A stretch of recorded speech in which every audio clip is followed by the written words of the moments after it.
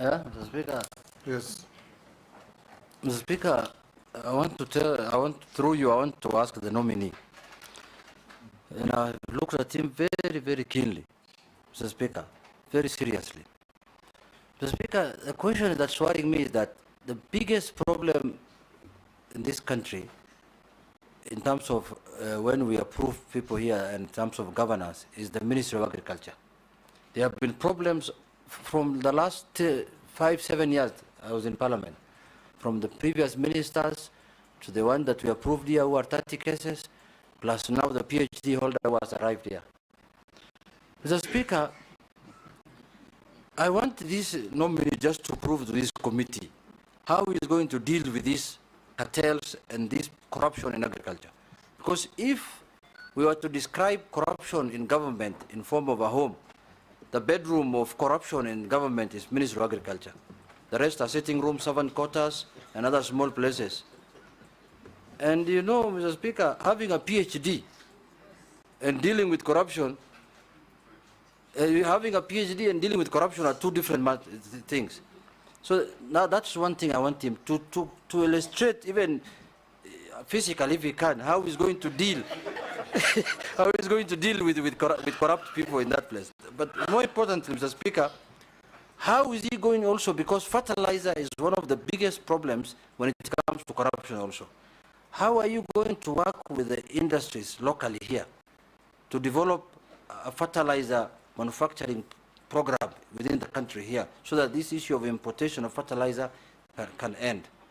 So if you can prove those two things, for me, I'll be satisfied, because I know after 1 year, you will be walking jobless in the street, I can assure you.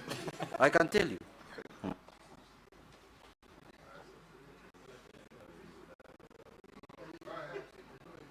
Okay, thank you, Mr. Speaker, and thank you, Honorable Junet, for your questions.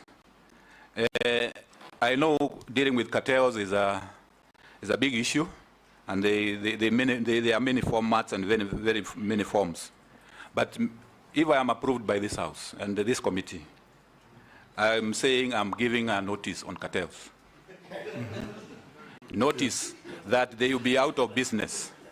In the fact that my background is that, and one of the principles which I hold very dear is integrity, not to be compromised. And the other principle I hold very dear is having the country's and the farmers' interest first. So I will deal with them. We will do whatever it takes. Utatembea na nyundo. I will do whatever it takes, Mr. Speaker, to deal with them, putting systems in place, as I said, governance structures, making sure that I involve all the agencies of the government. I'm sure the government of Kenya is capable of and have agencies which can deal with these cartels, and I will be in the forefront for that. Nelson? On the development of the fertilizer, it's a good one, because we need to develop the local industry. What is happening today is that most of the manufacturers we have are for bleeding. They are not for manufacturing of fertilizer. And it will be good to explore further whether they can, apart from bleeding, which is important, because we need to blend for coffee, we need to blend for tea, we need to blend for various crops, we need also to go a step further and do the manufacturing of the fertilizer. So if I'm approved, this is one of the agenda I would like to pursue. Nelson Koich. Thank you, Speaker. Dr. there is a crisis in the tea sector. Tea prices at the Mombasa auction were on a downward trend in 2022, forcing the government to establish a minimum reserve price of 2.6 USD for teas from the east of the Rift and USD 2.4 for teas from the west of the Rift. This initiative was aimed at stabilizing the market and addressing the declining tea prices at the Mombasa auction. However, the current pricing structure has resulted in several millions of teas being unsold, thus resulting in stagnating in warehouses and facilities. What strategies will you employ to alleviate this situation? Additionally, Is the government interference in the manner necessary in a free market? And how can it be balanced to ensure that market stability without causing an adverse effect? Okay, thank you, Mr. Speaker. And thank you, Honorable Nelson Koech. Yes, I'm seized by this issue about the minimum price, which has been set of $2.65 US and 2.4, and that unattended, what I would call effects, which is the piling up of the tea in the warehouses in Mombasa. This is a serious issue because it affects the incomes of our farmers, of tea farmers. And the intention was good, but I think going forward, we have to review that policy. It has to be reviewed with all the facts on the table. I would take the charge when you've approved that if necessary, we don't have to create this price setting. We have to say, let it go so that it is a free market, but it needs to be carefully, cautiously done so that it doesn't impact negatively on the incomes of our farmers. So I will review that policy of the pricing, whether we need a market-driven or a setting price in the tea sector. Thank you. Posing. Thank you, Speaker. And at least the nominee, in his 62 years, has at least found some time to find motivation or work in public service. Not like others who are going for retirement and they are forced to join public service. So my question to the nominee is this. Is coming in at a time when we can view or see agriculture as dead, which is actually supposed to be the backbone of this country. But the sector is dead. And what I mean, Honorable Speaker, is if you look at outlet, which is market of agriculture, is dead. All manufacturing or value addition to motivate farmers to do their farming is dead. If you go to maize, the outlet or the market is dead. If you go to pyrethrum, we used to do very well in my constituency, and for the nominee, West Pokot also grows pyrethrum at one point. But the exit or market is dead. You go to milk, is dead. Tea is dead. And you have been in public service. And suppose this committee and parliament approves you, I would like to know what you are going to do to improve this sector, particularly the value addition. Because if there's no value addition, then there's no motivation for farmers to do farming. What are you doing farming for? You don't get any money. And therefore, maybe you need to tell this committee, then how will you treat this market or outlet so that it can motivate now farmers and your work will be more easier. Number two, agriculture is basically devolved. Almost 100% devolved. It's almost like health. So in this sector, we are interviewing you, and yet the backbone of agriculture is at the county level, which National Assembly cannot access. So how will you work if you are approved? Because unless you work with counties, then your work will be theoretical, and maybe now dealing with cartels, or even those cartels might also change you to become a cartel. And as Honorable Junaid says, you might find yourself no job in a year. What do you want? Would you like to propose a nexus between yourself or national government with county governments? Like, for example, having a summit between the Minister for Agriculture and all ministers of counties' agricultures. Like having a summit, maybe 3 months, maybe 4 months. Like in health, doctors have succeeded to link national government with county governments. But there's no link within agriculture, national level and county level. What will you do in those two areas? Thank you, Speaker. Yes, Dr. Okay, thank you, Mr. Speaker, and thank you, Honorable Kosin, for that. Yes, I agree with you. There's the challenge of agriculture as it looks at the moment. Because when you look through the figures and the statistics, it indicates that despite agriculture being the backbone of our economy, we are not doing very well. When it comes to even our exports, we are not doing well. We are importing a lot of food into this country, almost worth about $4 billion. A lot of food in terms of when it comes to wheat, rice, edible oils. So we have a tall order in terms of going forward. And food security sometimes is threatened when it comes to maize production. But the last season has proved, for instance, that with good interventions, like the subsidized fertilizer, despite the problems, we can still have food security, where we produce over 48 million bags, and farmers are able to, and the country is able to have semblance, a good food security. So I would first of all approach food security as one of the key areas in terms of making sure the farmers have, when approved, the farmers have those inputs, especially the fertilizer, as indicated before. The food security is also about making sure that those inputs are delivered on time and they are good quality. And the other issue, which is related to your second question, is apart from inputs, farmers need services. And these services are to be provided according to the Constitution. These are functions which are devolved, like extension. Extension, I would dare say that where I started those years ago, I feel pained to see what is happening. Extension, as we know it, is dead. Completely. Yes, it is dead. You go to the farmers have left to be their own devices. They don't know what to do. And agriculture is about technology. Without the appropriate technology, you can do very little in terms of productivity. So this issue about engaging the counties will be, if I'm approved, will be one of my greatest and clearest priority, in that I will use all the structures which are provided, the intergovernmental structures, to engage the counties, to see what we can do, capacity build them, to fill the gaps.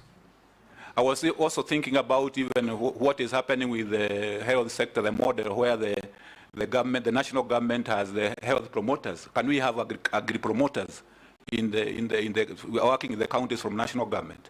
So those are areas which will be, as it has been suggested by Honorable Kosin, we can have a summit where we can dwell on these issues with the agriculture committees of the House, so that we move forward, because without extension and delivery of services, we are just doing the margins. We are not doing very, very much. We need support to our farmers. Thank you very much. You are aware that formulation of agricultural policy, even where it's devolved, is still vested in you. So you have to formulate proper policies and cascade them down to the counties. Gikaria? Thank you very much, Honorable Chair. Just on a follow-up on what Kosin was saying on devolution in agriculture. There are so many state agencies and regional developments which are duplicating what is being done at the county level. My question is, what concrete plans are you going to put in place to avoid that duplicity of functions and wastage? Secondly, unemployment is a huge concern in this country.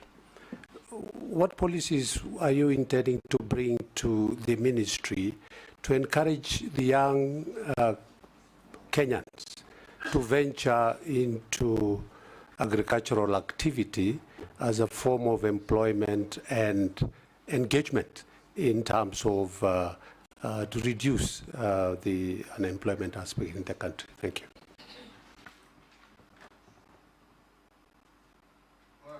Okay, thank you. Thank you, Mr. Speaker, and thank you, Honorable Gikaria. The duplication is because one of the biggest challenges in every sector is coordination. If you don't have good coordination, the duplication will occur. For instance, I'm sure, and if I'm approved, the sector which I'm going to, the ministry, has about 36 parastatals. Very many of them doing various things. but are they coordinated? Are they tuned to the priorities of the sector? I think that is my challenge as the incoming CS, if I am approved, to make sure that they are tuned to what is the priorities of the sector. Because I think some of them are not, they are doing their mandate and they are semi-autonomous, but we need to work as a team, to work towards a certain goal. So apart from coordinating with counties, there are also inter-ministerial coordination which is required to make sure that those parastatals and agencies are working towards the laid down priorities. Employment. Agriculture is the biggest sector in our economy. I'm quite aware of that. And without agriculture absorbing some of our youth, it will be a very big task for the economy to do so. So we will be, if I'm approved in this by this committee, I will endeavor to make sure that the youth are taken care of, especially by when we are implementing all the interventions which are identified under the bottom-up transition, the better. Be it in leather, be it in dairy, be it in the crops like rice and everything, the value chains, all those value chains, we will get the nodes where the youth have to come in to create jobs for them and to make sure that they are meaningful jobs where they can be engaged right from the grassroots all the way. So the value chains approach is the way to go, and I will promote it and make it very clear that we are even monitoring how the youth are getting there, whether the youth are getting engaged. Thank you. Honorable Mary Mercy. Thank you, Chair. Sorry, let me take Chair, Naisula first. Oh, okay. I skipped you. Oh, okay. Sorry, Thank Mary. you. Thank you, Speaker.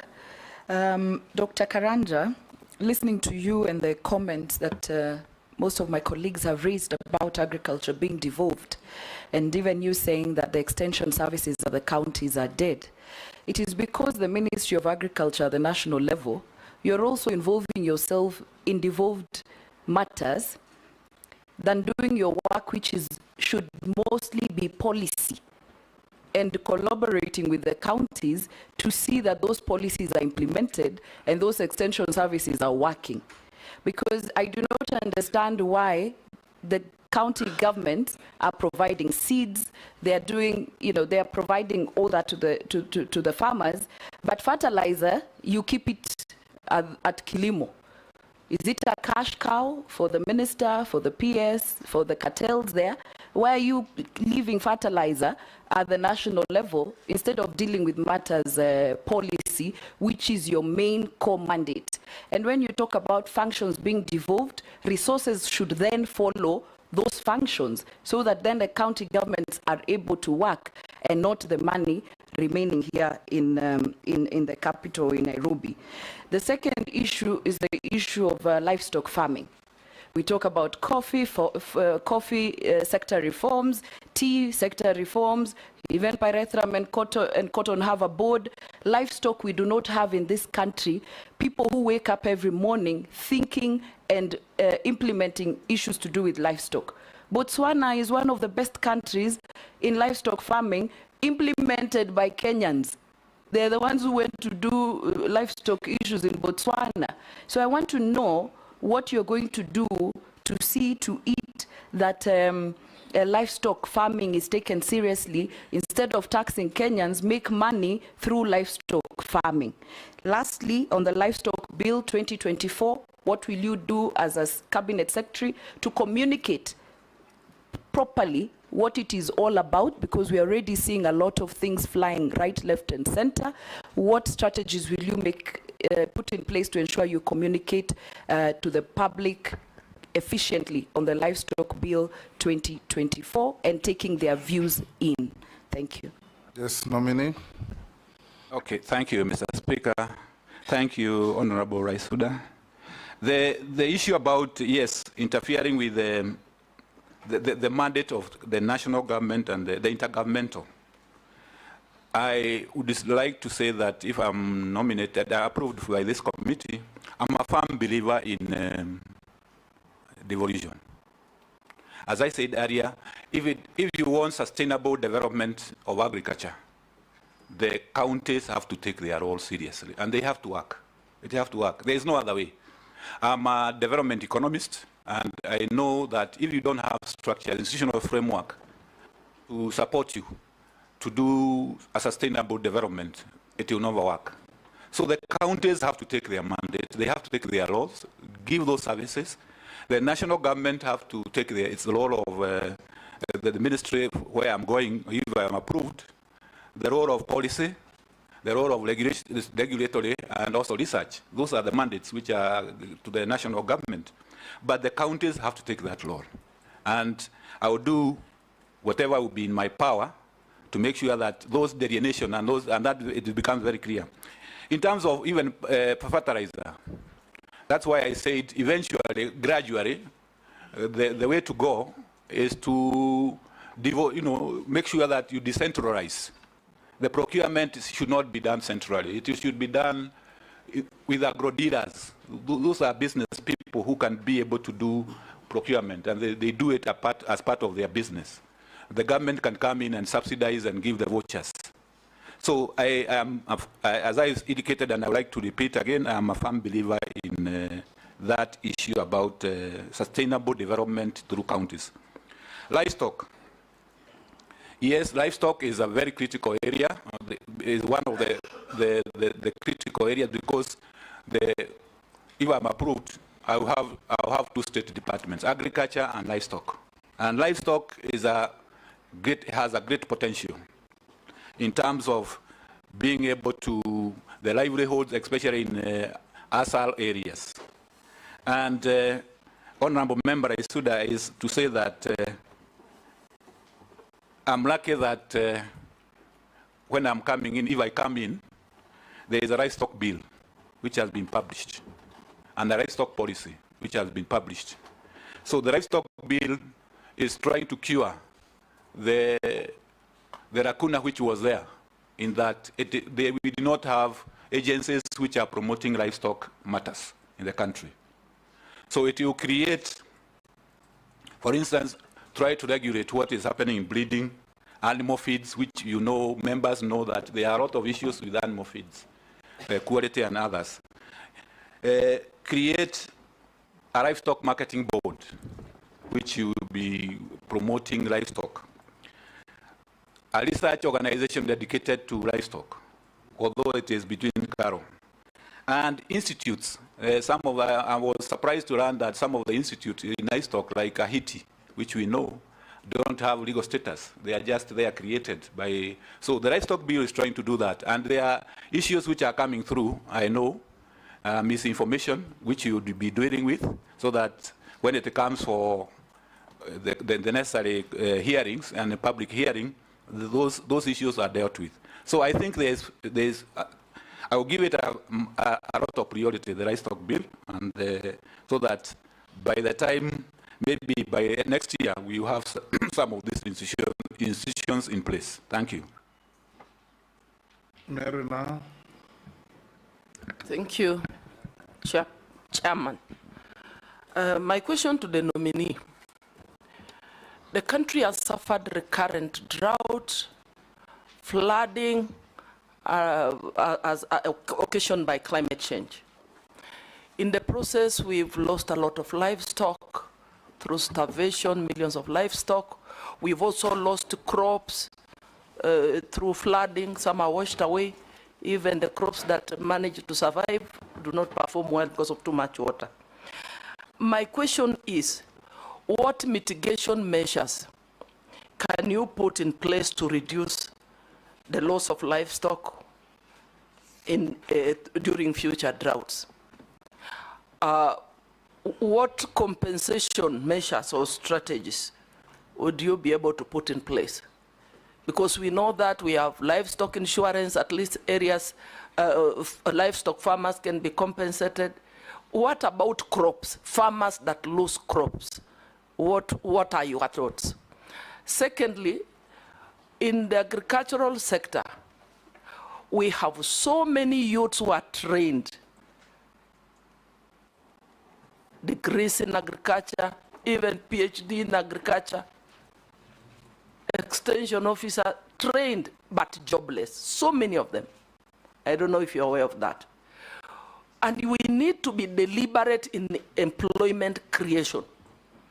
If you are successful and you become the Minister of Agriculture, what deliberate measures are you going to put in place to ensure that you deliberately placing resources in programs that will create opportunities for these young people?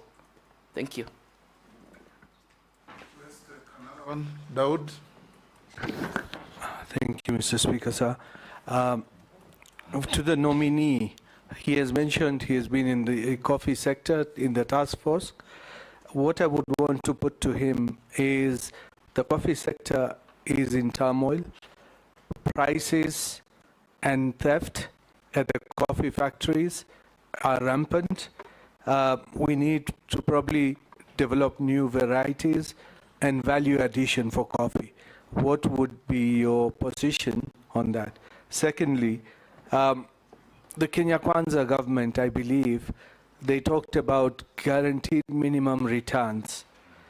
And I've seen you have worked with the Kilimo Biashara as well. What would be your take on guaranteed minimum returns for all our products? Lastly, there is a bill I'm co-sponsoring, the livestock theft bill, which is in Parliament. Apparently, the Ministry of Agriculture and Livestock has got what is coming up, but instead of them bringing it to Parliament, they say that has to stop before we bring ours. So if you do get confirmed, would you be willing even to be assisted by members of Parliament bringing bills and not stopping bills because the ministry is going to bring? When it is going to bring, we do not know. So those are the few things I would want you to answer. Go ahead, Dr. Karanja. Okay, thank you, Mr. Speaker. Honorable Mary, the issue about livestock and climate change.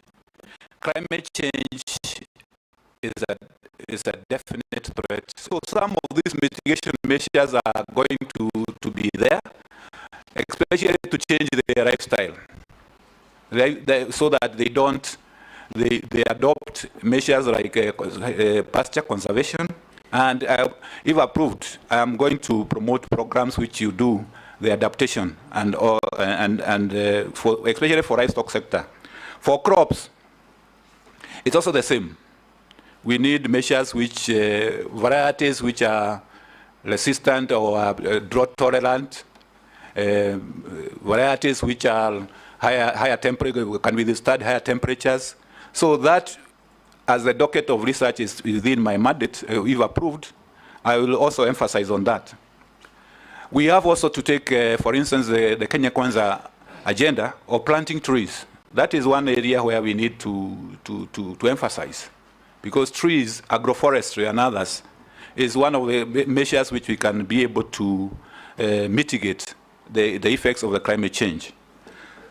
Then in agriculture, I'll also be working closely, if I'm approved, with my counterparts in irrigation. Our agriculture is rain-fed. It is prone to the vagaries of the weather. So we need to invest where we can, with resources allowing. We need to invest in irrigation so that we expand the area under irrigation. Small-scale irrigation programs, which can be able to support farmers so that they are not caught by this the issue about climate change.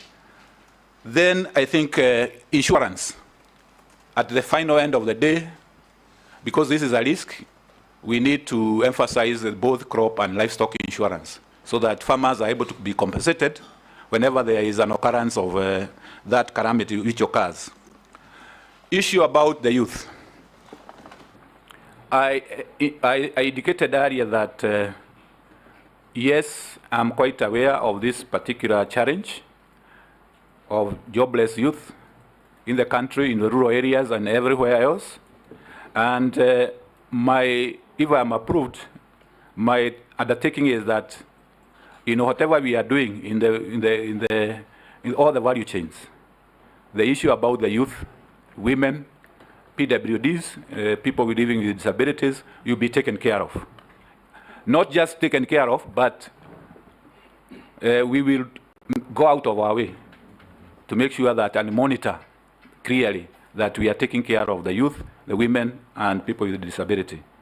Honorable Dawood, the coffee industry, as you have rightfully indicated, I started my career there as an economist. I have also served in the task force and other. Yes, I know there are issues, very major issues in the coffee industry, including legislative one, the bill, the policy, which are still pending. This will be low-hanging fruits. I will be able to handle them if I'm approved, so that we move forward. New varieties and thefts. I work with collaboration with, especially for theft, I work with the collaboration with the interior so that we are able to see how best we can handle the coffee thefts. Because the coffee thefts are usually promoted and kind of gotten mainly from maybe insider jobs or people who have licenses who can be able to dispose of the coffee. Because you cannot buy coffee. Where do you take it? It has to be that you have a license, you can be able to dispose. So it is something which, with working together with the Ministry of Interior, we will be able to handle. So I will approach it from the policy point of view, having the policy, and I'm also aware that there is a coffee bill, which is before Parliament or Senate. I'm here to take the position very well. So I'll go ahead and do whatever it takes to make sure that that is done.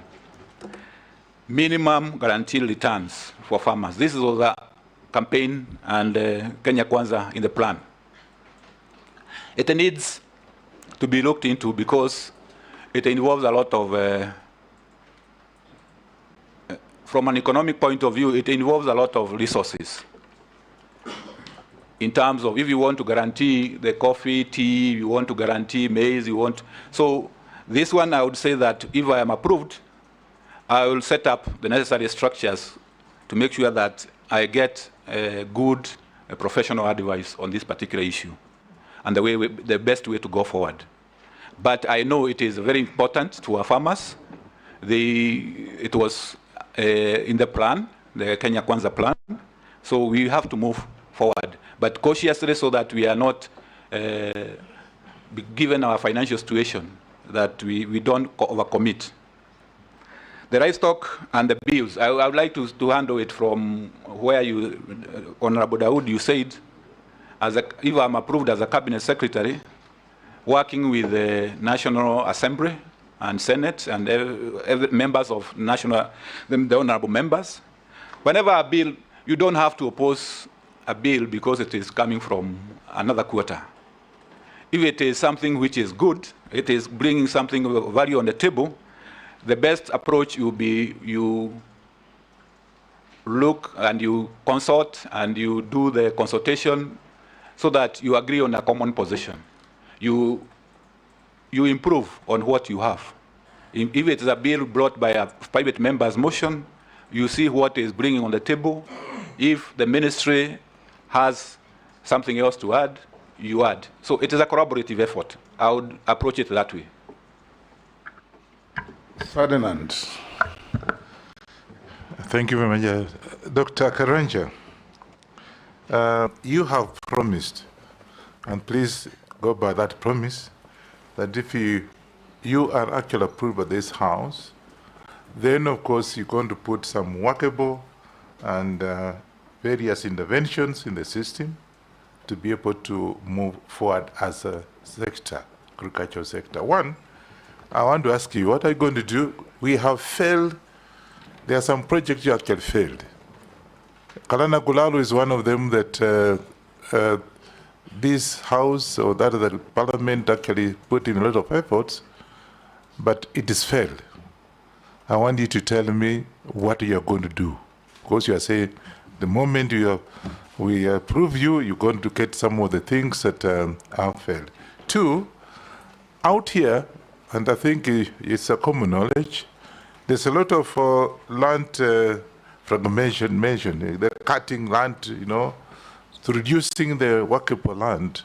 Agricultural land is actually being subdivided. I'm afraid 20 years to come, maybe you and I won't be there.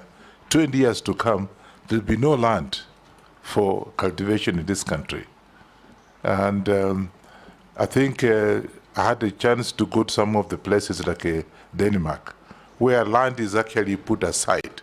So what are you going to do about that to be able to at least stop this fragmentation of the land, subdividing? Of course, if I have like 4 children, each one of them must have a piece of land. Lastly and not least, the most important thing is that agriculture. You have promised, and I hope you will live up to your promise. There's irrigation. Irrigation in this country, I don't know who did this, is misplaced. It's in blue economy. What do you irrigate in blue economy? Blue economy is water. Are you going to have an effort to bring it to agriculture? Because irrigation is actually supposed to be irrigating the products, crops, but not the blue economy. Are you going to, again, given by your background, bring it back to agriculture? I think the others, insurance, you have talked about insurance. I don't want to repeat it, but I think the best you do is that there's a lot of crop failures. Honorable Ferdinand, irrigation is not in blue economy. Blue economy. It's in water. Water, but water is a blue economy. No, they're different. But we want to bring it. There is a Minister of Mining, Blue Economy and Maritime. Yes. No, I think water, irrigation, and sanitation. Let's get Dr. to see your view, because irrigation was in agriculture. It was moved from agriculture. So that's what I'm saying. To grab it back. Yeah, I want it back. It has to come back, because what do you irrigate? In water. Of course he can, through him, he can bring a motion, whatever it is, if he is approved, to bring it to agriculture, because what it is misplaced. Thank you. Murugara. Sorry. Thank you very much, Mr. Speaker. And Dr. Karanja, there is a lot of theory in agriculture, especially to encourage youngsters to study agriculture and economics, with such catchphrases like agriculture is the backbone of the economy of the country. That is, in agriculture and in economics, it's the biggest employer and should be sustained, etc. When you look at the level of unemployment in the country today, why would it be at such high level if it were the greatest employer? It means the policies regarding agriculture vis-a-vis the young people we are educating do not match. Number two, it means the youngsters do not take agriculture to be any form of gainful employment. It's dirty, it doesn't have good income, and all that. What policies would you put in place to ensure that we have a mindset change to the youngsters, to know that agriculture can actually be that employer which is income generating? And if we were to do this, then the next question is, we as a country presided over the killing of some of our best cash crops in the country away from coffee and tea, including cotton. Cotton was doing very well in arid and semi-arid areas. But we elected to have Mutumba coming in, as a result of which cotton almost got dissipated. Sunflower another cash crop, which was doing very well in those areas. We watched as we brought in edible oil from other countries, and the crop went down. What policies would you put in place to ensure that cotton, sunflower are revived as our cash crops, which would actually reverse the trend of importation of either very expensive clothes from Turkey, China and everywhere else, or the second-hand clothes which are flocking in from all over the world, and also edible oils that are coming from the Asian countries, while actually we can sustain that ourselves. And not lastly, we have the other food cash crops, which we grow. The crops are food, but basically, if you check their mode of production, they are cash crops. And I'll give you examples. One of them is gadam sorghum, which is supposed to be consumed by the brewers. It's also a food crop. Another one is the mung beans, the dengu in eastern Kenya. It's supposed to be a food crop, but it is produced as a cash crop by the farmers. The cartels we were talking about are now able to go around it, import those crops from the neighboring countries, as a result of which the prices become extremely miserable and to some extent throw away. What policies would you put in place to ensure that those crops are sustained in the country and their prices are improved so that farmers are encouraged to continually grow these crops for economic purposes? Finally, livestock. Livestock is supposed to be one of the most lucrative agricultural endeavors or enterprises we undertake, including export. But it surprises us that even the quotas we are given, leave alone Europe, which refuses to accept our beef on the basis that, as the Deputy Speaker put it, we use drugs to treat these animals, which drugs are banned in their countries. So when they do their tests, they say this meat does not qualify for our consumption. But the Asian countries are more than willing to accept our beef products. How come, as a country, we are not able to meet our quotas when actually we are capable of even overdoing it because of the areas that are arid and semi-arid? What policies would you put in place to ensure that livestock is also sustained along those lines? Yes, Dr. Karanja, that's quite a mouthful. Thank you, Mr. Can you Speaker. respond to all those very important issues from Yes. Ferdinand to Morugara? Yes, thank you, Mr. Speaker. From Ferdinand, thank you, Ferdinand, for your Honorable Ferdinand, for your question on the field projects. The Garana Kuraru, I know this has been in the works, has been there for some time. Coming from where I come from, as I indicated, is that if I am approved, I have worked in programs and projects. And one of the areas where you do is to do an evaluation, clear evaluation with economic analysis. If it is not working, it is not working. If it is working, then you can see what are the lessons learned and you go ahead. So if I am approved, one of the areas which I would do without throwing away the baby with the bathwater is to do a candid evaluation of that program, of that project. If it is not working, then we get advisory, we move away, and we see how the best to get out or to continue. So and that is just an example of Guraru Kuraru.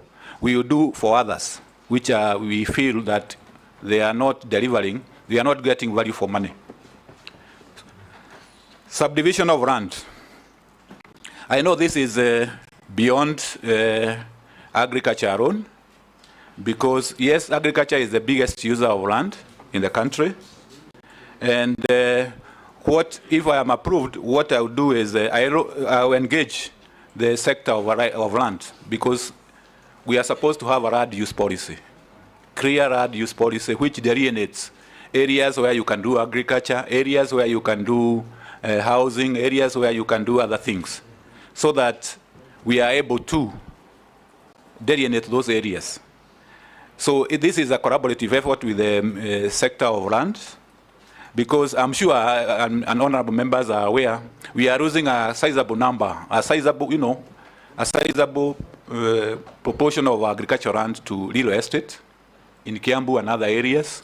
And this are causing a lot of concern. Even in other counties, we are doing the same. So it is an area where we engage the sector of lands to come up with clearly with I know there is a land use policy, but we need to revisit it and see how we can implement it. Irrigation, as it has been indicated, this is in the water sector. And this, I'm sure, is an issue which our appointing authority will assist to that. And I don't want to comment more than that. Honorable Murunga, about, thank you for your question. Point of order. Yeah. Yes. Daktari, you actually are very knowledgeable from what you have said. Don't tell us, don't throw that this the question of irrigation is it's something that you go to tell this committee what you're going to do. Don't tell us that somebody else holds the, they're talking of the same thing. We have said, and I've said it very clearly, irrigation is supposed to irrigate crops. And somebody misplaced it in water. It's as simple as that. So what are you going to do about it? Thank you, Honorable Ferdinand. Yes, I agree.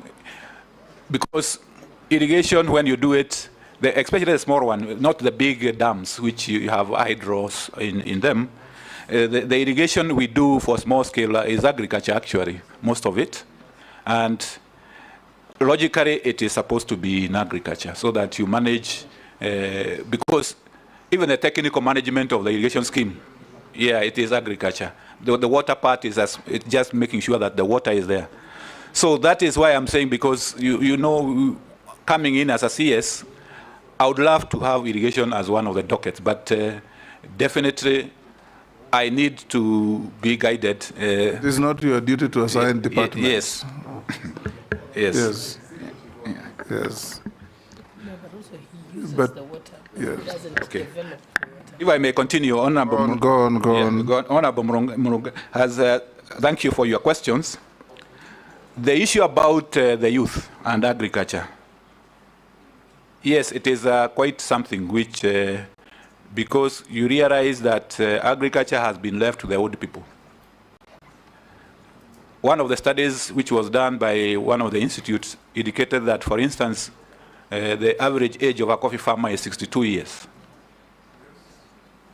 So very aged people. And the issue is about the youth might not want to go into production per se. They might not want to go to production, but what they are interested in is issues to do with the value chain, along the value chain. For instance, in agro-processing, in making sure that, for instance, if there is milk, the add value they can make yogurt, they can do the ghee.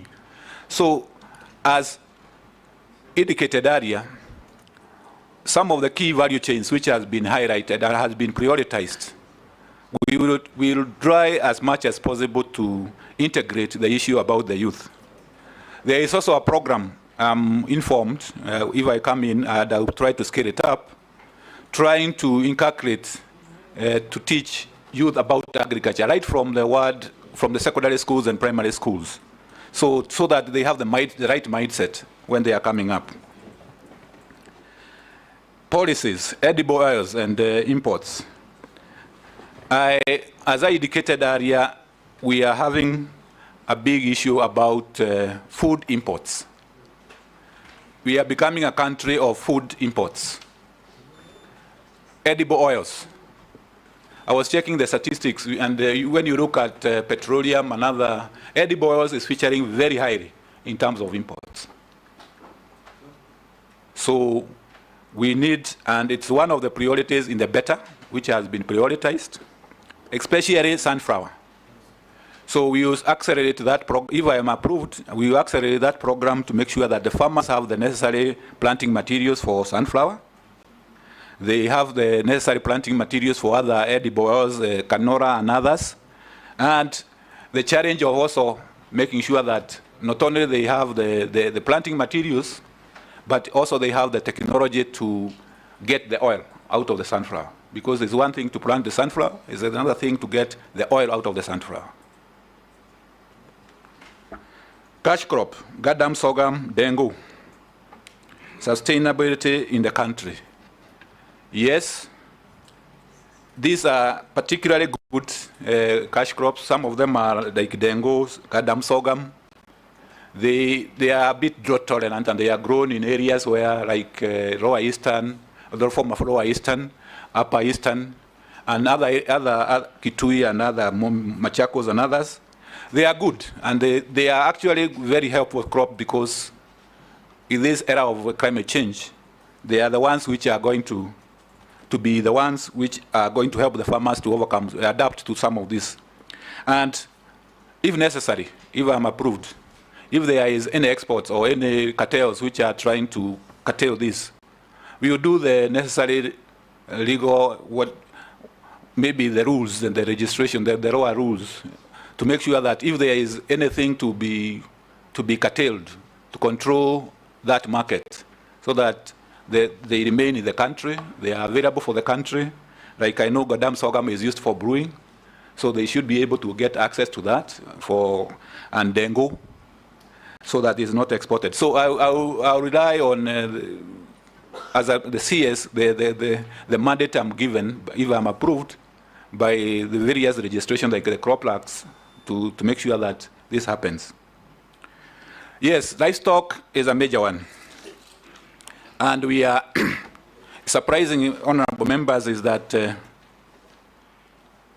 despite the potential, I am believed that we are not able to even meet the demand for non-stringent market in Middle East and other areas, even for sheep and goats. For cattle, they are saying our cattle are, sometimes the numbers are too small, the weight of the animals are too small. I'm given an example where a market was found in Indonesia. They wanted a various number of cattle, but when the technical team went to the field, they could hardly get 10% or 20% of that. Reason? They wanted a cattle of a certain weight, which we did not have. Our weight was maybe half what was required in the market. The same with sheep and goats. And I'm told that is a very lucrative market, especially for Middle East.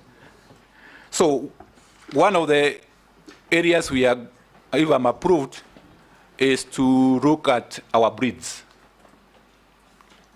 The Borana, the Sahaiwas, the bigger ones, so that we are able to distribute this to the farmers so that they are able to have cattle and breeds which can go to that market. There is also the issue about feedlots, making sure that we have community feedlots where they can fatten those animals, they can make them go to the weight which is required. So such kind of interventions. And I'm happy to note that livestock and lead meat is one of the priority value chains according to the beta. So we'll be able to handle that. Thank you. Owen Bayer. Thank you very much, Honorable Speaker. Honorable Speaker, I would like to pose the following question to the nominee. I know he has taken time to explain something on edible oils, which is actually part of my question, and you allow me, it's not repetitive, but from another angle, Honorable Speaker. I would like to say that we spent around 160 billion on edible oils, imports. The agricultural budget is around 84.9 billion, thereabout. And a lot of money is actually used there. AFA, the Agricultural Food Authority, has a department on edible oils. But the work that goes in there is probably very limited. Probably they are managing more the imports than actually growing the edible crops in this country. And that's why we get into this. And what do they get? They make around 2 billion shillings a year for the tax that is imposed on edible oil. And therefore, we are not solving the problem on edible oils. In the past, nominee, crops such as coconut, cashew nuts, groundnuts, crops which are very passionate about because the region I come from actually grows these issues. But they have been neglected completely, such that coconut and cashew nuts are crops that are continue to decline. We have old boughs, we have the old tall coconut trees, and the productivity is shrinking every day, and yet we continue to import. We have the solution. The coast of Kenya and part of the eastern part can grow this macadamia and simsim, sunflower, all those crops, and it made the people of the coast very rich, and the country got enough revenue. But they've been on the decline, and yet AFA, the department, the area of edible crops, is not doing much. Tell me, what kind of reforms will you bring to reduce the imports on edible oil, both legislative and policy, and also increase the production of cashew nuts and coconut so that we can cut down on the budget on oil crops? Secondly, Honorable Speaker, ADC is Agricultural Development Corporation, which is supposed to help the agriculture department.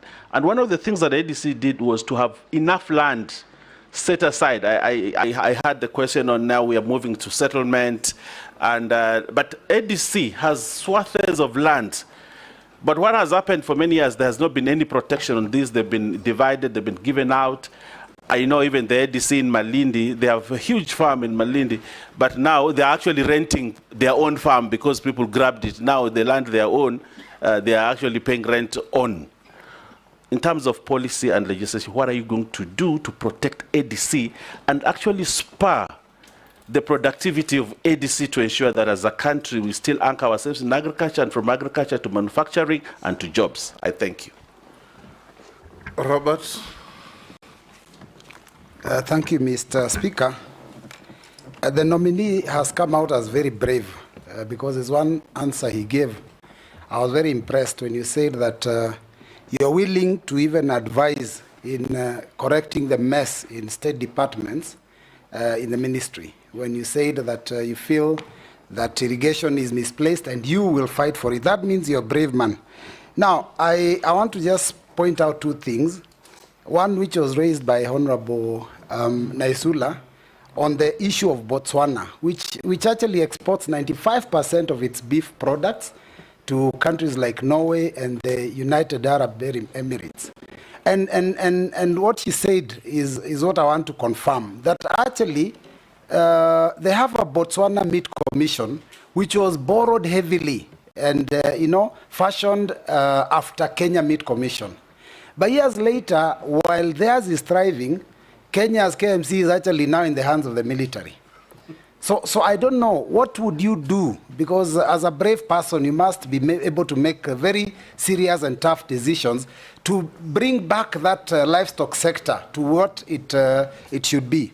Now, secondly, the other issue is the issue of corruption in the ministry.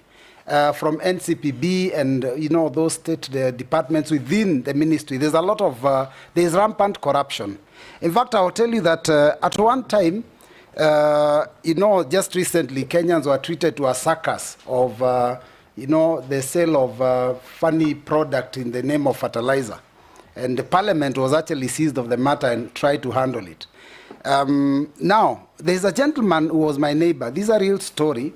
And he had a piece of land, 5 acres. He was actually selling it. We were trying to get a buyer for him. Then he got appointed to the Kenya Sugar Board. Within a few months, he now started buying off all the neighbors and stopped selling his land. There is a lot of money that gets lost in our state departments, especially the agricultural one. Now, I've seen that you are worth 214 million. You are going into this sector. All those cartels are there, and they are willing to make you a billionaire with the next 3 years.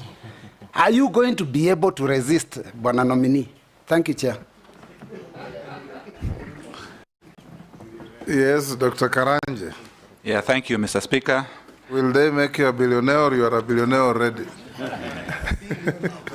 Thank you, Mr. Speaker. And thank you, Honorable Owen Bayer, for your question about this issue about edible oils. Yes, this is a classical case of we need to do import substitution. We cannot continue spending our good money importing things we can do in this country.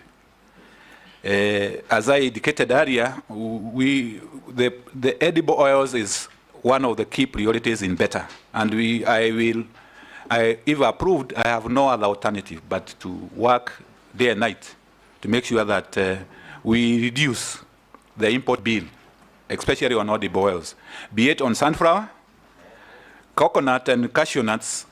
I know especially in the coastal zone, these are very good crops, which has been there, naturally growing there. What may be needed is to review the value chains. Their value chains, make sure that farmers are getting the necessary technologies and inputs, and also the machinery and technology to get the oil and others. Because edible oils also has another offshoot. Because, for instance, if you do sunflower, you do canola, when you squeeze the oil, what remains is what is used in animal feeds. And this is what we are importing. So it has it will help us in those areas that we get the oil, and also we support, especially our animal feeds industry. So it is quite a good industry where we need to work on. And if approved, I work day and night, I can assure you, to make sure that we reduce this import bill. It has been there. I know even in Western Kenya there is also the issue about palm oil, which is coming up, where we can get the varieties to plant there. So it's something which is an open potential. Mr. Chairman.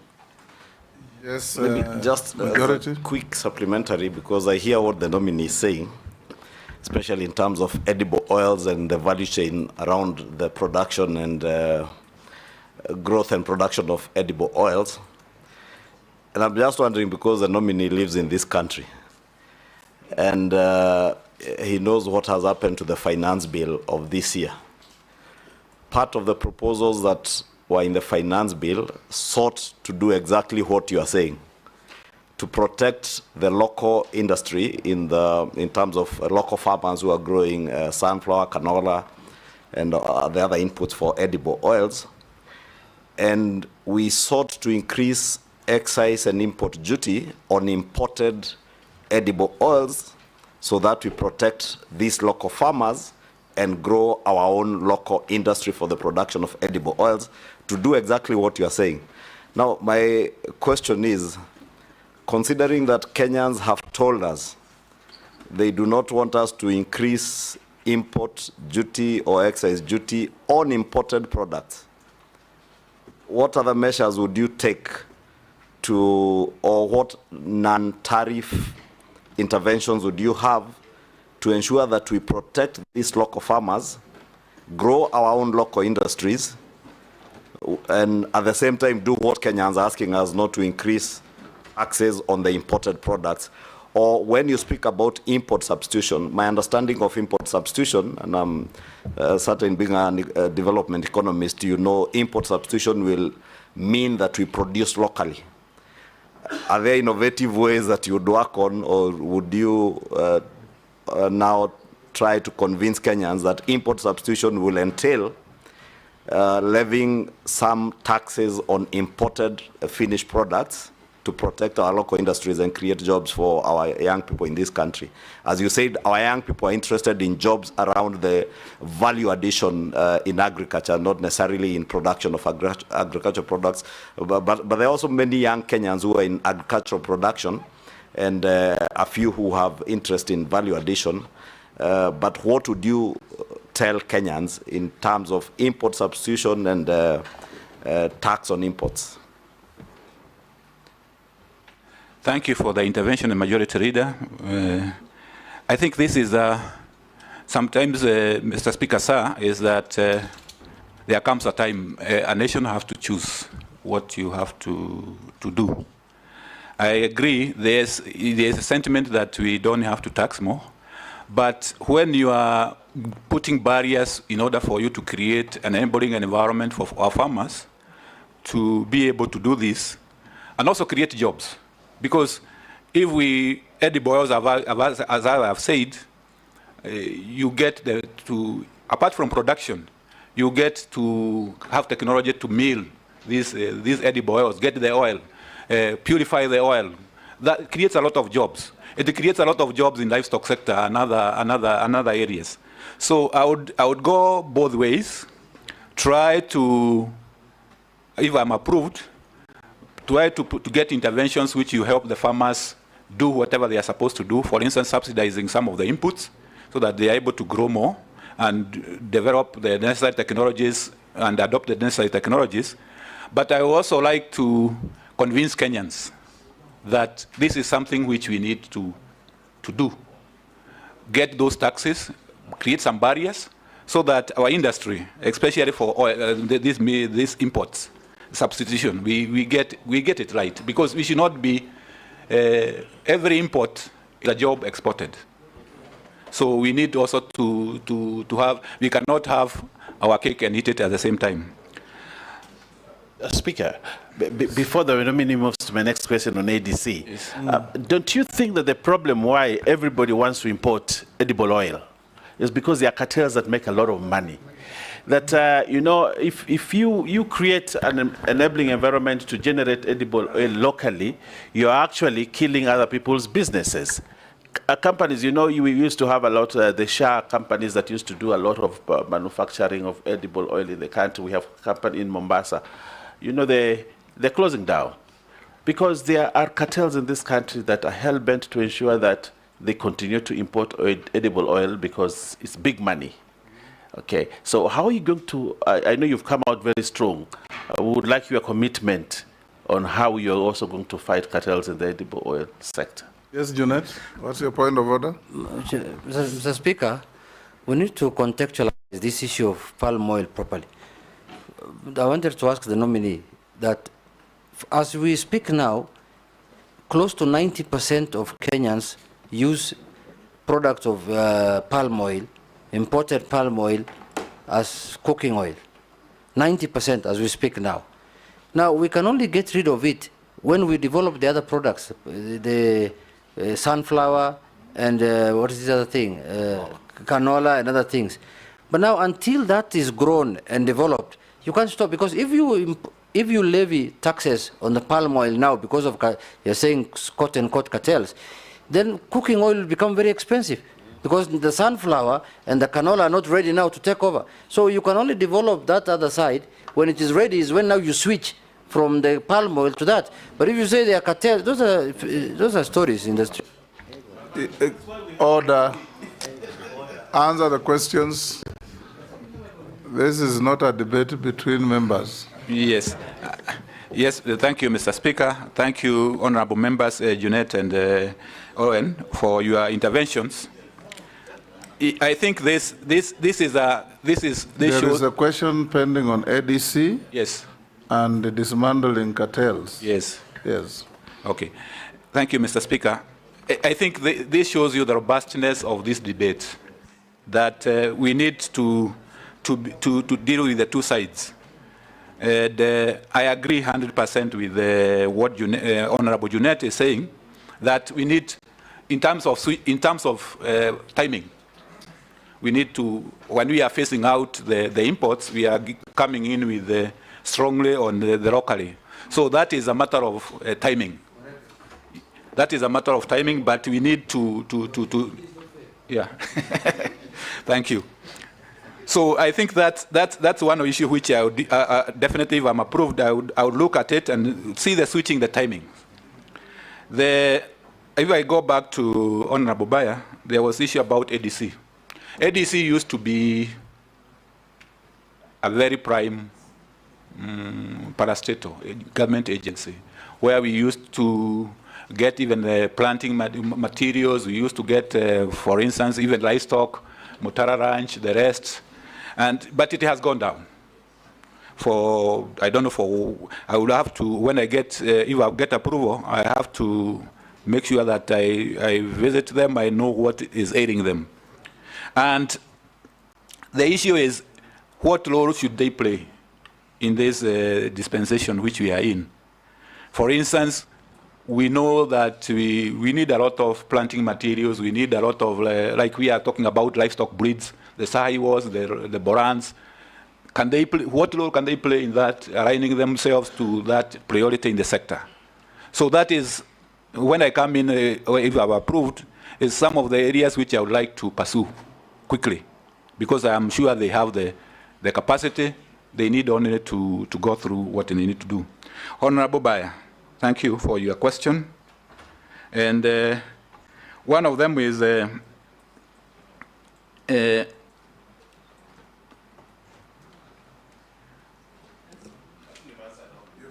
oh, yeah, most of them I'm answered.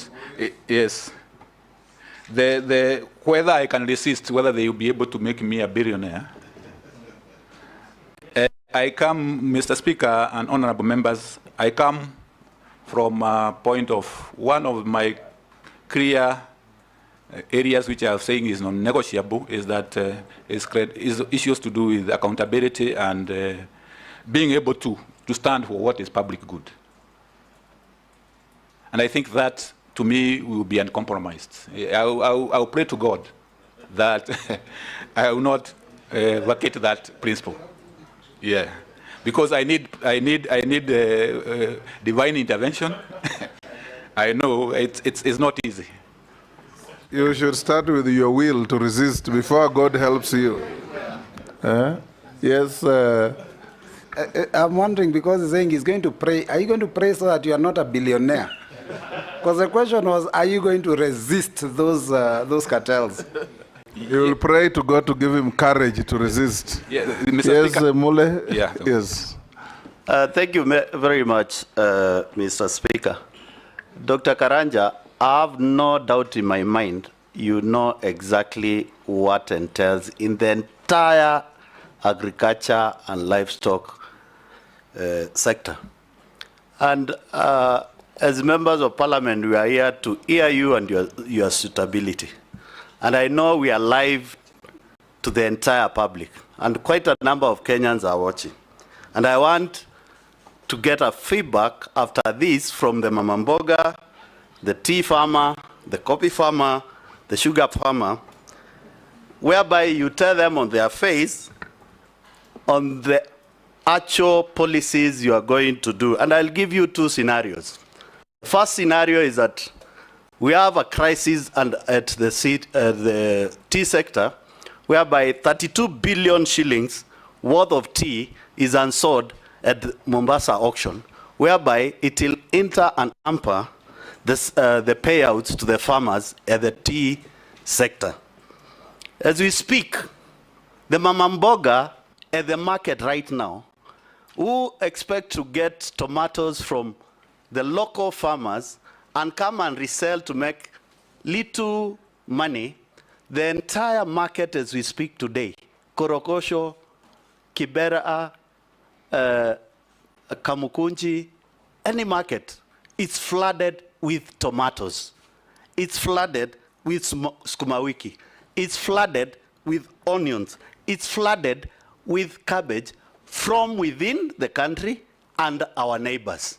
How will you handle the imports from our local neighbors to safeguard our local farmers who have gone a serious challenge to produce, and a Mamamboga who is waiting for the same produce at Korogosho market, yet a truck has come from a neighboring country, I don't want to name any, and has already delivered the same produce, reducing the price of tomatoes from 3,000, as we speak this morning. This is a reality. 3,500 per crate to 700 shillings. The farmer is losing because he can't get his input on the produce, and the Mamamboga cannot get an extra coin as expected. The coffee industry, the farmers at this right time most of them are picking up coffee, taking them to the factories. They are not very sure. They have spent substantial amount of money to produce that coffee. They are not very sure of the market of their coffee if they are selling it. As a cabinet secretary for nominee for agriculture, if, and I use the word if carefully, approved, what will you tell that Kenyan? Don't tell us. We have seen your CV. Mama Boga has not seen your CV. We know your expertise from the document. Tell the real Kenyan down at the grassroots, what will you do as a minister for agriculture to protect them and add chain value for their produce and give them a hope? Thank you. Russell, just filter the, that was a long speech with one question. So, yes. Thank you very much, Honorable Speaker. Dr. Karanja, if you will be approved, you will run the largest ministry in government. That contributes almost 25–26% to the Kenyan GDP. That is how important that ministry is. Agriculture has a lot of distortion around the world. In America, they say 20% of the population feeds the other 80%.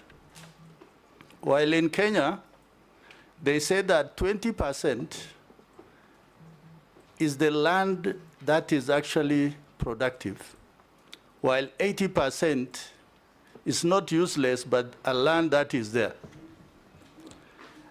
Looking at your CV, you have either been a lead consultant or a lead economist in the programs called DRIVE, KSAP, Ending Drought Emergencies and Resilient Program, Carlo Ilri, Global Environmental Facility, among many others, all dealing in two areas, livestock and the ASAL. These programs are supported by either World Bank or the European Union. But on the reverse, when you look at, have those regions really benefited? Tell us one program that is successful to say that, yes, it has succeeded. Honorable colleagues have talked about irrigation. Year in, year out, for now, two governments, we are talking about Galana Kulalu. And yet, Mwea irrigation, Moroni, all those were done almost before independence or just around independence. My question to you, one, is Kenya really throwing away good money by engaging with World Bank and European Union, where when they give us 10 shillings, we are told you only give 3 shillings, because that is a matching fund, that we're actually throwing away good money, yet it can do other things. Secondly, the issue of livestock. For those of us who come from the pastoralist communities, it is our main economy. But the problem in agriculture, even you, as you try to explain, you kept on talking about dairy. But the cattle that we keep, or the camels, they're actually not dairy, it's beef. And for beef production, if you don't talk about breeding, traceability, disease control, then there is no market. Those from outside will never buy from you. That is why they will tell you that if a heifer is not 350 kilograms, then they cannot buy. So for that reason, my second question is, if you are confirmed, just tell us what is it that you can do in livestock?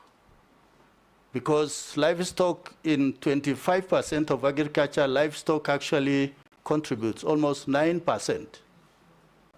And that is not a mean figure. Finally, when you were nominated, there were people who said, that one is ours. We live in Kenya where there are 42 different communities, many nationalities, but one nation. Are you going to serve all Kenyans, irrespective of where they come from? Thank you, Honorable Speaker. Yes, Dr. Thank you, Mr. Speaker, sir, and thank you, honorable members. Honorable Mure, the issue about the crisis in the sector. If I'm approved, I want to guarantee you that the mama boga, the tea farmer, for instance, the issue about this piling up of tea in Mombasa, I will be the next plane to Mombasa to see what is happening and to do, if I have the powers within the law, I will do it the next day. Because there is no need of having tea piling up when farmers are expecting the tea to be sold. So I can guarantee that if I'm approved, some of these crises needs only to be handled. You go there and handle them as they, because it doesn't make any economic sense for you to have tea, which is piling up 32 billion. Farmers are expecting money. So that will be handled. Tomatoes, flooding from the East African community. This is an East African community issue. There might be issues to do with tariffs and what we need to do. We intergovernmental, interministerial, with our colleagues in the East African community docket to see what we can do, because sometimes you don't want also to escalate with our neighbors. It doesn't. So I'll also look at that, and I can assure you that, Mama Boga, that we need to do. Yes, we also need to look at ourselves. Why is tomatoes from our neighboring countries coming at a cheaper cost? Address what I would call the root cause of the problem. Is it our inputs which are high? Is it our methods is it our varieties which are not good? Because I'm not sure our neighboring countries are subsidizing their tomatoes. So there must be something they are doing we are not doing. And we need to look at that and address it so that in a sustainable way, because even if we put the barriers and then we are producing at 3,000 or 2,000, and they are producing at 2,000, always the market will always shift towards them. So we need also to look at that. Coffee industry. I also look at the coffee farmer and tell them, we will finalize whatever reform. If I am approved, it's one of the areas which I have a comparative advantage, having worked in the coffee industry for long, and I know what is required to be done. The reforms which are remaining should be done so that the coffee farmer enjoys whatever is supposed to be enjoyed. Then, Honorable Lasso, on the issue about interventions by our development partners and what they have been able to do. Yes, our development partners are important. On the brief which I got is that the sector, the Ministry of Agriculture and Livestock Development has a portfolio of almost 150 billion in terms of these projects. And they are good. They cover a wide area of intervention. His question was, are foreign-funded programs in the ministry sustainable? And if they are, can you tell him any success story? Is that your question? Okay. So there are successes, definitely. Our development partners have successes. For instance, as I mentioned earlier, if you go to some of the arid areas, you can see lifestyle changes. Pastoralists who are now conserving pasture. That is a lifestyle change, and it's coming out well. What I can promise you is that this also, I have a comparative advantage in this, is that I will engage the development partners so that we look at how can we align whatever they are doing in the sector with the priorities in the sector, because that is important. I know sometimes there is a mismatch, and there can be mismatch, but I'm sure we can be able to do that. Red meat. Daktari, the reason why I raised that question is because of where you are coming from. You still remain a consultant with World Bank, the European Union, and whatever global fund that is there, because you are on their list of those experts who are there. Those programs, when they are being implemented through NGOs, not communities, not leaders. So as leaders and people's representatives, we are seeing that Kenya is losing money, and that must stop. Mr. Speaker, sir, the point is well noted, and what I can promise the honourable member is that given my knowledge in that area, I will make sure that community involvement, and you know it's a constitutional requirement these days that we get participation and community involvement so that we maximize the benefits to the communities and where they're coming from, so that we don't just have a project or a program which is Nairobi-based. It should be coming from the grassroots. Livestock, yes. Speaker, if you allow me to interject, just on the matter of donor-funded programs, Honorable Nominee, you see, some of these donors come into this country and they become like a joke. And I'll explain to you. Haifa International is one of those big guys, and I can see they're back in Kenya. I saw them on TV yesterday. But Haifa International, so they tell you, you take people for training 3 weeks. My mother actually went for training for Haifa, 3 weeks, and they're being trained every day. They leave everything else productively. They go and train. Then at the end of that training, they give them one goat, a goat, one, whose value, no, but they also do goats. It's just called Haifa, but they also goat. So they give them only one goat, and they continue to train them. A goat which is valued around 4,000 shillings, but they spend so much money that would have been more productive, but they end up with only one goat, and they're told you have to wait for it to give birth so that you give it to the neighbor. Then if that one gives birth, then it gives it to the neighbor, and they think that it's creating wealth. We need to stop to be a subsistent country. You only want people to subsist through donor funding instead of growing wealth. I don't know how you're going to bring this concept that we need to grow wealth in agriculture instead of agriculture for subsistence. Thank you. Point of order, Mr. Speaker. Honorable Speaker, I'm seeking your direction because a number of us have not gotten a chance to interrogate the nominee, but I can see a lot of interjection from the previous question. We are almost getting to you. Yes, but I just wanted the bad manners to stop, because we also... Yes. Yeah, let it come... Order, Chair. Wait, I'm on the point of order, sir. I'm on a point of order. Let it become at the tail end after everybody has had an opportunity. But correction, an intervention is not bad manners. Can you withdraw that? Unparliamentary. Withdraw and apologize. Yes. Yes, those who have had a go resist the temptation to intervene so that others can also have an opportunity. Yes, Daktari? Yes, thank you. So far, so good. Yeah, so far, so good. Thank you, Mr. Speaker. I think the point made by honorable members about the donors, that's why I said we need to realign with our priorities. That's the point. If we are talking about value chains, why should we be talking about other things?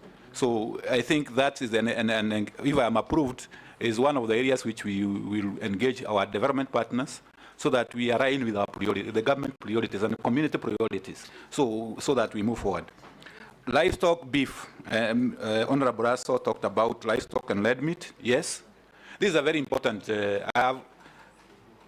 If I have created the impression that it is not, that I have not taken care of it, it is not intentional. Because red meat is actually one of the priority areas. And we have to deal with the issues which are making us not maximize, as I was saying, for instance, the weight, the breeds, disease control, so that this sector can be able to grow and be able to even actually export the animals and the meat. Serve all Kenyans. I want to say, Mr. Speaker, sir, and honorable members, I'm a Kenyan and I will serve all Kenyans. I don't have to be beholden by any maybe where I come from. I will serve all Kenyans. Agriculture is widespread. It comes from the coast to the shores of Lake Victoria, western, eastern. Wherever you go, it's agriculture and livestock development. So I have to serve all Kenyans. Sharia. Thank you, Mr. Speaker. I just want to do a follow-up on this issue of the donor-funded and the World Bank. But mine is coming from a different angle, and most of these projects that are done through the World Bank, they normally tend to collapse at the end of the program and often add the debt burden to our country. How are you going to ensure that these World Bank donor-funded programs and projects and address the fundamental development issues in the country to ensure value for citizens who have to repay or carry the debt burden of the nation? Question number two. Pastoralism, as you said, is a key economic activity in ASAL, areas covering about 80% of Kenya and supporting a third of the population, and holds 70% of the national livestock, faces significant challenges. How do you plan to address, or what measures would you put in place to improve productivity in this sector if approved? I thank you, Honorable Speaker. Let's take Honorable Mishi Mbogo. Thank you, Honorable Chairman. Honorable Chairman, the talk of the day is about fake fertilizer, but you are forgetting that we also had fake sugar, or rather poisonous sugar. I remember during the last regime, there was the scandal on poisonous sugar, whereby a large consignment of sugar found its way into Kenya and in several godowns. Our question is, what is the safety of Kenyans in terms of consuming poisonous food products such as sugar? And Honorable Chairman, I know these people are cartels, and they're the same cartels who are sabotaging revival of sugar industry. So when you are confirmed to this docket, how are you going to deal with the sugar cartel? Because this sugar cartel is big, and these people, they have what we call godfathers. They are protected godfathers. And that is why today the sugar industry is not doing very well the way it's supposed to do. We need to do some intervention on that, and let Kenyans hear what you're going to do. My second question, Honorable Chairman, it is about how do we improve in terms of agriculture. I'm looking at the challenges, and one of the challenges is about land. But today, we have vast land in northern, eastern, or rather, ASAL areas. I'm wondering why, for many years, over 50 years, from independence, that up to today, we have not done intervention in terms of having new agricultural technologies. We can maybe borrow from countries like Israel, where a bigger part of it is desert, and yet today is a big exporter of fresh produce. What intervention or what measures do you have in place to ensure, as a way forward, we are going to utilize the vast land in North northeastern or rather ASAL areas so that we are food sufficient in this country. This narrative of saying each and every time that we need to be food sufficient, and yet there are no intervention done. Today, in the same areas, we can have flood. There's a lot of water, but do we harvest that water? In Tana River today, we have floods. In Budalangi, we have floods. But again, we'll have drought.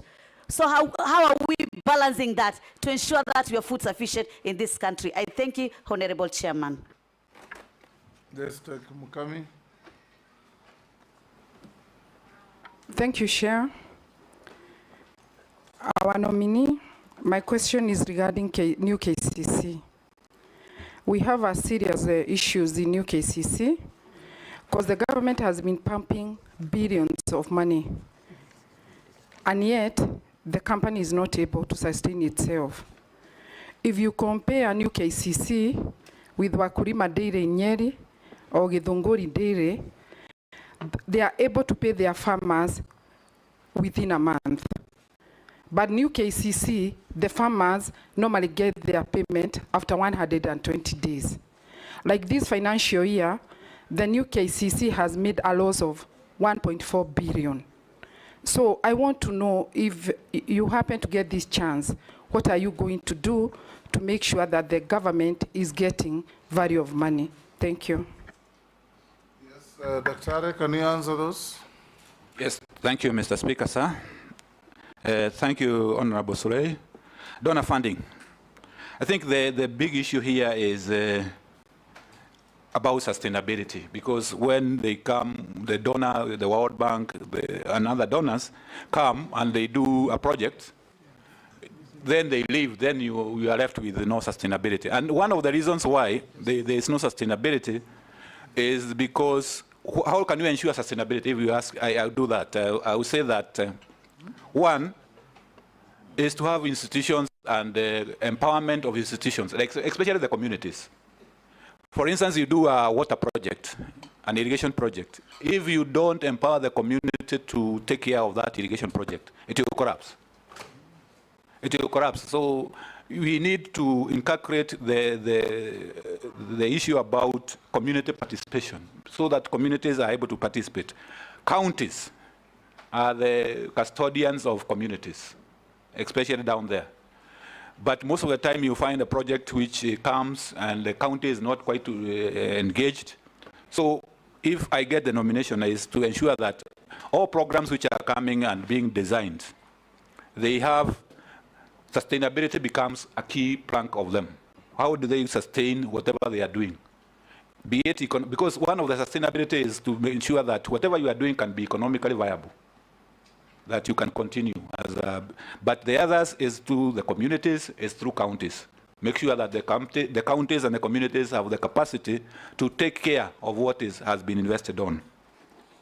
Livestock productivity, I'm sure we have talked about this in terms of making sure that the breeds are there. Disease control is well taken care of. And when I talk about livestock here, I'm talking about both sides, the dairy side and the red meat, especially in the assault. So that, and I talked about even the feed rots, so that you intervene and make sure that we have the right weights for export. Honorable Missy, fake fertilizer, sugar, cartel.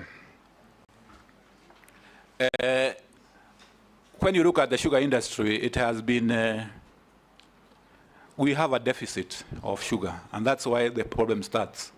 We have a big deficit of sugar, ranging, depending on the production, ranging from 300 to 500 metric tons. And this is a lot of sugar, which have to be imported through the COMESA and the other safeguards which are there. So the cartels, we always thrive when our production is not meeting our demand. So one of the measures to actually talk about the sugar industry is what do you need to do in order for you to improve on production. You close the gap so that you are able to manage the quantities which are coming into the country. And definitely there will always be some kind of imports, The issue is about how do you allocate these importation quotas. And the best method is always to be an open method. I know that is maybe challenging in one way or the other, but I'll try as much as possible, if I get approved, to have a competitive method of allocating this, so that the cartels, even if one of the ways of dealing with the cartels is opening the information, transparency. Yes, so that you get that. Vast runs in. Yes, it is there, especially in ASALs. 70%, almost 70% of our land is in ASALs. Vast land. It is used. Some of it is used in livestock and other engagements. But the major measure here is, what are you doing to make the land more productive? And that is why I was talking about working with irrigation, working with introducing the right technologies so that they are able to do. Getting technologies and also getting examples from other countries like Israel. So if I get approved, definitely this is a resource which I would like to look into, the vast land in ASAL and how it can be done, especially on red meat. Honorable Mukami, New KCC.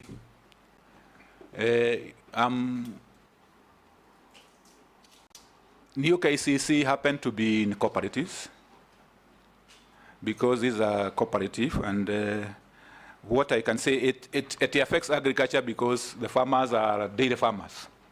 But the management of KCC is a cooperative.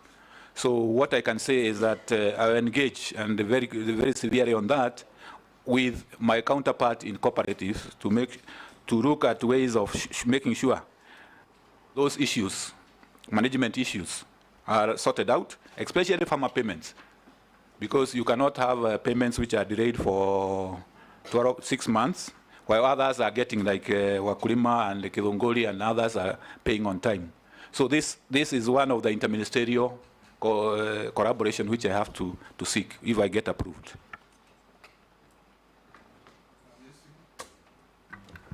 Thank you, Mr. Speaker. Mr. Speaker, virtually all members of parliament represent farmers, and even those who represent urban areas, somehow their constituency interact with farmers in one way or another. And Mr. Speaker, I want to give you, because I come from a constituency that is taught as the bread basket of the Republic, though there's no bread in the basket, but it's the most highly agricultural constituencies and arable land. And I'll give you a story, when a nominee. One of the large-scale farmers, the few are left because of land fragmentation that has taken place, but the few who are left in Kitale, I interacted with a farmer who did maize for a long time. He left, started doing sugarcane. He left, started doing sunflower. He left and went to avocado. Now I asked him, can I start supplying mushroom, because that's where you are going next? He said, no. I want you to help me do gated communities. Gated communities in a rural area. It's basically people are running away from agriculture. And Mr. Speaker, this is a topic that is so dear, because it is directly to the lives of the people. There are success stories across the world. Brazil has done very well in value addition.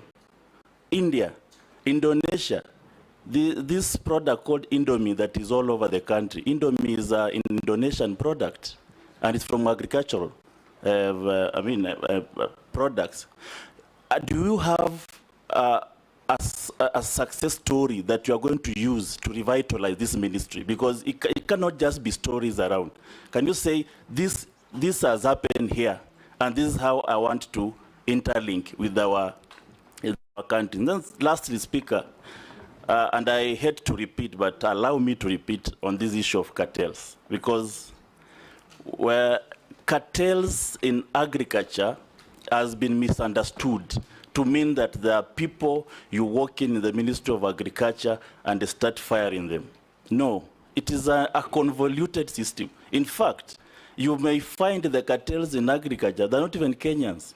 They are billionaires of this world. Now, if you just say, I'm walking in to fight cartels, to me, Mr. Speaker, looks like a movie. It's not an adequate enough to convince Kenyans that anything is going to happen. I'll give you an example of our collapsed sugarcane. It is full cartelism.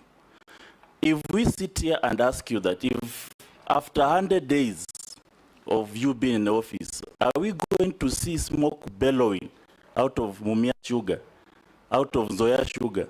Can you promise now? And we'll be here to interrogate. Thank you, Speaker. Daktari. Thank you, Honorable Hamisi. Thank you, Mr. Speaker, sir. Yes, the success stories, we need not reinvent the wheel. We need to see which countries, agricultural countries has successes. And it's good that Honorable Hamisi have pointed out some of the success stories like Brazil. For instance, the sugar we are talking about, Brazil is very successful in sugar. We talk about dairy. India is very successful in dairy. So we need to learn from no inventing the wheel. And as a principle, if I'm approved, is to say that I'll promote that as a principle, that let's learn from the best. Let's learn from the best. Cartels. This is a major issue, yes. But when you look at cartel, you realize that where cartels thrive is where public interest is compromised. Because if you are compromising public interest, the public interest, for instance, for sugar, is to have sugar producers, especially in Western Kenya and coast, to have their sugar factories operating. If there is a deficit, then we import with at the least cost, so that the consumers also benefit. So it's also a moral question and an integrity question that we need to, as a nominee, and if I get approved, where I'm saying I will fight cartels is that I will do whatever it takes to promote public interest and use the state agencies which are there, which can help me to promote public goods and the public interest. Thank you, Mr. Speaker. Thank you, Dr. Let me ask you 2 or 3 questions. Yes. Mr. Speaker, I ask if there will be smoke billowing out of Mumias in 100 days. I have not said. Yes. Mr. Speaker, thank you, Mr. Honorable Hamisi. I know there is a program for leasing for those factories, which is ongoing, which has been initiated. And I know there's a process. I have to check what stage they are in. Sugar is one of the major subsectors. We will look at it and see how we can move it very fast forward.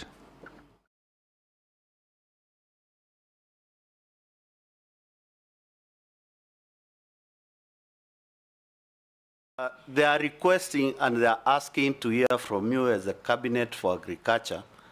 What plans do you have? It's just a nominee. Yes, a nominee. Yes. What plans will you have if you are nominated on perishable goods like tomatoes, sukuma wiki, cabbage, in their market at the local end-tail market? Yes, Murugara. Just let's combine this. Thank you, Mr. Speaker. Let's combine this with the great people of Meru and Embu. The crop they have, the cash crop called Mera. We've not spoken about this. Mera has a lot of issues because in our statute books, it's a lawful crop, and we can't take that away from them. In the neighboring countries like Tanzania, they say it isn't a lawful crop and therefore you can't export it there. Recently, some counties in the country started saying, sorry, they don't welcome it there. It's not a crop, it's other things which they possibly were imagining. And at the end of the day, there is a bit of uncertainty regarding the crop miraa in the country.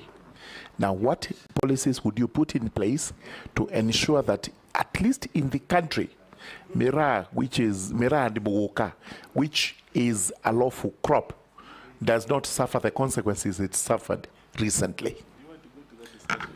I am asking the nominee, not you. Speaker, maybe just to supplement what the Honorable Mula is asking, the nominee could tell us, leveraging from your experience with the World Bank and other donor organizations, including the EU that you've worked with, how would you help to harness resources? Because what Honorable Mula is asking is critical. I know government, through the markets that are being developed, they have cold storage facilities for dealing with the perishable products like the tomatoes Honorable Mula is asking. But how would you leverage that to ensure that we even access more resources from the donor community in the local areas, not just at the local markets, to have cold storage facilities around the farms, so that when farmers harvest their tomatoes and the price is bad, they can store them there to await for the value addition that you spoke to, that will benefit many of our young people. But also, you mentioned something that you worked on livestock insurance. I don't know whether you said you did that working with the EU or with the World Bank. And the president has already considered to the country one of the problems that his former cabinet had was a failure in communication. I don't know what you will do as, if approved as a cabinet secretary, to ensure that there is proper communication to Kenyans on that livestock insurance that you worked on in your consultancy life, to increase the uptake of this livestock insurance, because the uptake is still very low. Many farmers still lose their livestock during the drought and floods, but they don't know that there is such a product. And what would you do to communicate better to ensure there is better uptake of that product around the country? Yes, Daktari, we're running out of time on you. Can you answer quickly those last interventions? Yes, thank you, Honorable Speaker. On perishability, I think the leader of majority has helped in that, saying that yes, there are programs which are run on markets. Definitely, we at the value chains, as we look at the value chains, definitely one of the interventions is to make sure that we minimize the post-harvest losses, because that is cuts across the board, tomatoes and perishables and even other crops. So minimizing post-harvest losses is a part of food security, because why do you spend a lot of time, money and time, and then you lose it along the chain? So we will look at the programs which can be able to help with with the issues to do with the perishables. Miraa, Mogoka, I know there is a problem, there is an issue between the producing counties and the consuming counties. And what can happen? Yes, this one is a big issue, and as the incoming, if I'm approved, the issue is about dialogue. The two sides have to sit down and see how best to sort it out. And I'll be a good, if I come in as an CS, I will be an arbitrator. Yes. Yes, Dr. The other issue is about livestock insurance from the leader of majority and proper communication. Yes, if I am approved, I'll promote that insurance. I worked on this concept from the World Bank and the EU side. We need to promote it. But generally, Mr. Speaker, sir, I would also like to say that there are many things which are happening in the ministry and the docket, but communication has not been good. So if I am approved, one of the areas I'm determined and I'm prepared to do is to improve on communication, so that the members of the public knows what is going on. Thank you. Yes, Dr. Let me ask you just 2-3 questions. Number one is just a follow-up. The sugar industry in particular and many other crops you said you have been in the research sector as well. If you look around the country, research in our food and crop production is virtually dead. The sugar research, dead. Rice, coffee is limping, name it. Tell Kenyans and give them hope how you are going to revive the component of research to improve crop production. Number two, maize farmers. Our maize farmers are very hardworking. They suffer when they produce less. They suffer even more when they produce more because of market. What are you going to do in terms of policy intervention